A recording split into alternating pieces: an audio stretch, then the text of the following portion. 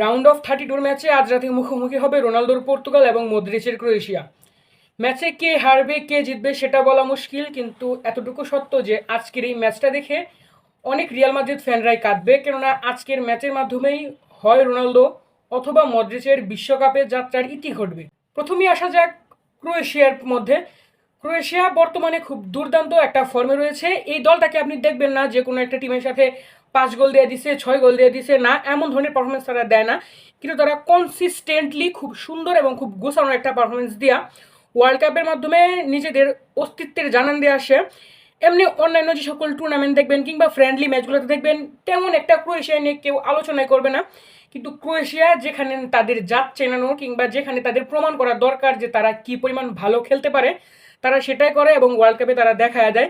2018 সালে Croatia final পর্যন্ত খেলছিল, 2022 সালে আর্জেন্টিনার সাথে তারা সেমিফাইনাল পর্যন্ত খেলছিল, সেমিফাইনালে আর্জেন্টিনার কাছে হারছিল, এবং এইবার তারা রাউন্ড অফ 32-তে পর্তুগালের মুখোমুখি হবে। তো এটা বলাই বাহুল্য যে ক্রোয়েশিয়া ছেড়ে দেওয়ার পাত্র না, ক্রোয়েশিয়া খুব টাফ অপোনেন্ট হয়ে খেলবে। এবং পর্তুগালের এখন পর্যন্ত যে ধরনের একটা হাইপ ছিল ওয়ার্ল্ড কাপে আসার পর থেকে, লাস্ট 2 ম্যাচের পারফরমেন্সে, 2 ম্যাচ না মানে প্রথম ম্যাচ আর তৃতীয় ম্যাচ, দ্বিতীয় ম্যাচটা কম্পারেটিভলি একটু ভালো খেলতে বলা যেতে পারে, কিন্তু প্রথম ম্যাচ আর তৃতীয় ম্যাচের পারফরমেন্সের পরে সবাই বি লাইক এই পর্তুগাল নিয়ে আর কারোর কোনো হোপ নাই, কারোর কোনো আশা নাই। কিন্তু হোপ বা আশা না থাকলেও সবার মনে একটা ভালোবাসা আছে, সেই ভালোবাসা থেকেই সবাই এক্সপেকটেশন লাগে বসে আছে হয়তো বা পর্তুগাল আজকে একটা খুব কামব্যাক দিবে এবং এই কামব্যাকের মাধ্যমে তারা জিততে পারে। ফার্স্ট অফ অল, অনলাইনে যে বিষয়টা খুব ভালো দেখা যাইতেছে যে পর্তুগালের জার্সির কালারের ক্ল্যাশ হওয়ার কারণে আজকে হয়তো বা পর্তুগাল তাদের অ্যাওয়ে কিটটা পরে নামতে পারে, এবং এখন পর্যন্ত যতবার পর্তুগাল তাদের অ্যাওয়ে কিট পরে নামছে ততবারই তাদের ফেভারে কোনো ফলাফল আসে নাই। তো অনেকে বলতেছে ভাই তোদের পারলে জার্সি সারা নাম, তাও তোরা আজকে ভালো খেল, কোনো কার্স নিয়ে নামিস না।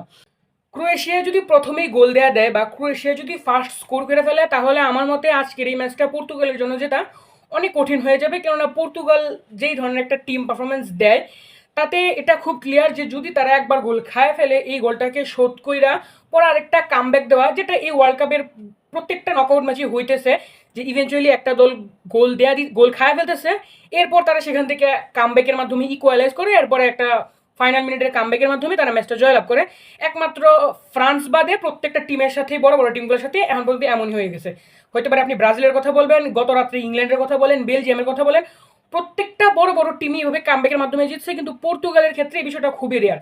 এখন আপনারা ইউরোর কথা বলবেন, ন্যাশনাল লিগের কথা বলবেন, কিন্তু সত্যটা হলো এটা ইউরো না, এটা ন্যাশনাল লিগও না, এটা ওয়ার্ল্ড কাপ।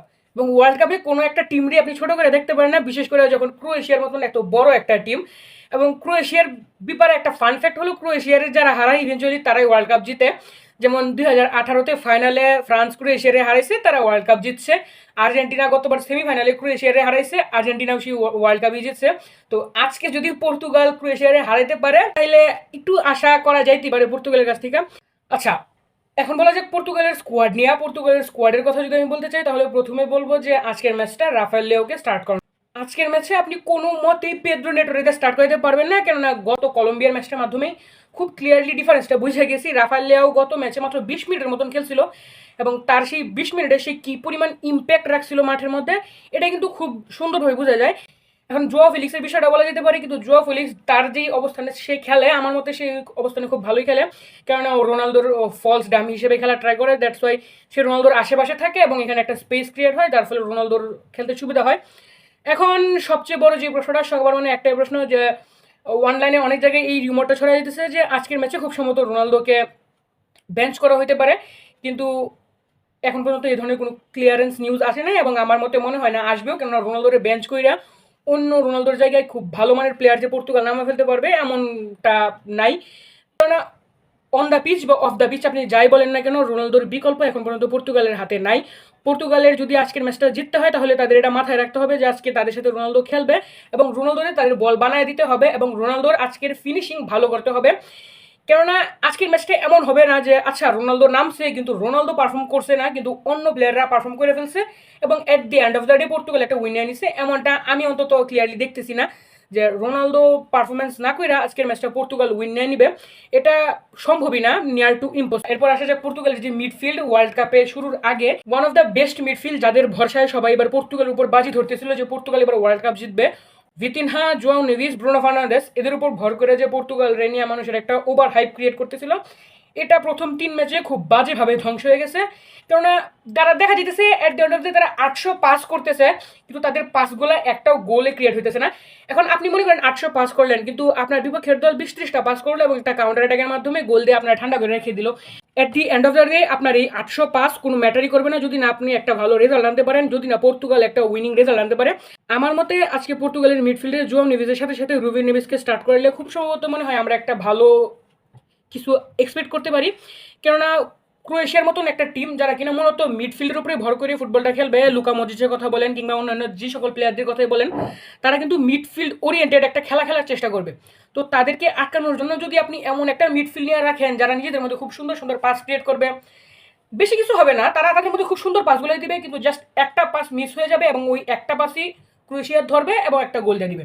এবং বর্তমানে পর্তুগালের যে একটা অবস্থা, তারা যদি ফার্স্টে গোল খায় নেয় তারা ওই কামব্যাকটা দিতে পারবে না এবং ক্রোয়েশিয়া ওই সময় খুব পিক লেভেলের, খুব বাজে লেভেলের হারাম বল খেলবে।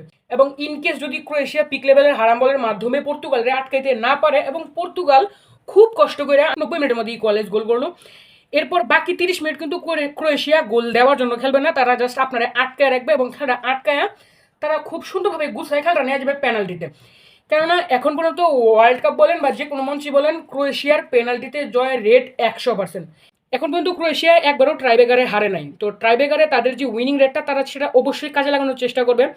আজকে রাত্রের ম্যাচে রোনালদো নামবে, রোনালদোর অ্যারাউন্ডে পর্তুগালের খেলা গুছাইতে হবে। পর্তুগালের যে কোচ তার এটা মাথায় রাখতে হবে যে আমার দলে রোনালদো আছে, তার অ্যারাউন্ডে খেলা গুছায় আমরা আজকের ম্যাচটা জিতবো। এগেন আজকের ম্যাচটা যদি পর্তুগাল জিতে যায় তাহলে তারা ওয়ার্ল্ডে যে একটা স্ট্রং মেসেজ দেওয়ার জন্য আসছিল সেই স্ট্রং মেসেজটা খুব ভালোভাবে ডেলিভার করতে পারবে। এবং ইভেনচুয়ালি পর্তুগাল যদি আজকের ম্যাচটা জয়লাভ করে তাহলে তাদের নেক্সট ম্যাচ হবে স্পেনের বিরুদ্ধে। আজকের ম্যাচটা যদি পর্তুগাল জিতে তাহলে আগামী ম্যাচ নিয়ে হোপ রাখা যেতে পারে, কিন্তু সবচেয়ে বড় প্রশ্ন হলো আজকের ম্যাচটা কি পর্তুগাল জিতবে? আজকের ম্যাচ নিয়ে আপনার মতামত কি? আজকের প্রেডিক্টেড স্কোর লাইনটাই বা কী হতে পারে? আপনার কি মনে হয় আজকে কি রোনালদো পারফর্ম ভালো করতে পারবে? ইভেনচুয়ালি আজকে কি পর্তুগাল ম্যাচ জিতবে নাকি আজকে শেষ হবে পর্তুগালের বিশ্বকাপের স্বপ্নযাত্রা? আপনার মতামত জানান কমেন্টে।